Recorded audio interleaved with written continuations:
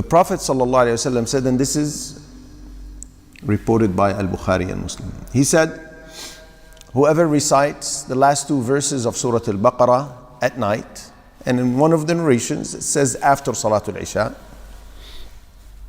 then they will be sufficient for him. Ibn Hajar said, they will suffice him in the sense that they will be a protection for him against any evil.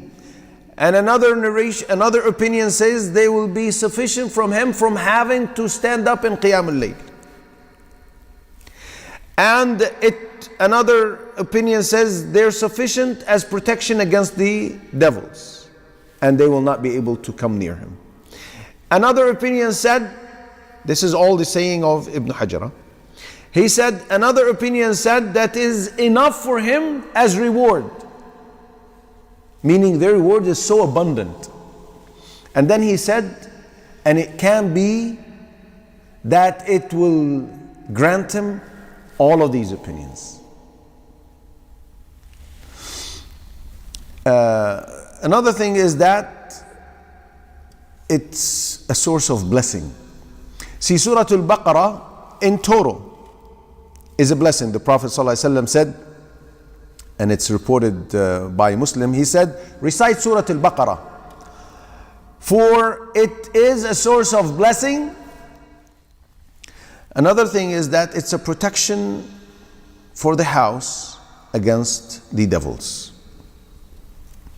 The Prophet ﷺ said, and this is reported by An-Nihayah, classified as authentic by Al-Albani. He said, Allah Azza wa Jal wrote a record 2,000 years before the creation of the heavens and the earth, from which He revealed the last two verses, or brought down rather, the last two verses of Surah Al Baqarah. Never will they be recited in a house 3 nights, 3 consecutive nights, and a devil can come near that house. So if you recite them 3 nights in a row, no devil can come near your house, let alone come near you and your family. It is a treasure, as the Prophet ﷺ said, and it is also reported by An-Nasa'i, classified as authentic by Al-Albani. The Prophet ﷺ said, I was given the ending verses of Surah Al Baqarah, and they came from a treasure from under the throne of Allah Azza wa Jal. From under the throne, and no prophet before me received the like of which. And finally, amongst its virtues is that the dua in it is honored and accepted by Allah. And this is reported by Imam Muslim. Ibn Abbas said, one day Jibreel was sitting with the Prophet ﷺ, and he heard a sound from above in the heavens. So he raised his head. Ibn Abbas said, Jibreel raised his head, and he said, this is a gate that was opened in the heavens today, and it was never opened before today. So an angel descended from that gate, and then Jibreel said, here comes an angel down to earth who never came down to earth before today.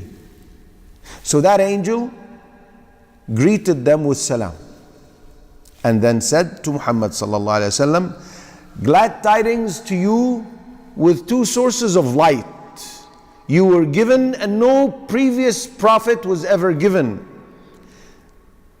The opening chapter of the book, Al-Fatiha, and the last verses of Surah Al Baqarah, you will never recite with a letter that is in them except that you will be granted. Meaning any dua in them, and which is the dua at the end of the surah, واغفر لنا واعف عنا واغفر لنا وارحمنا أنت مولانا فانصرنا على القوم, except that you will be granted that. We ask Allah's favor. We ask Allah to enable us to recite it and recite His book and give it importance if not more than worldly affairs, at least equivalent to our worldly affairs. Because I know that we give a lot of importance and attach a lot of importance to our worldly affairs. So if we attach this importance to the Quran, wallahi, our lives will change.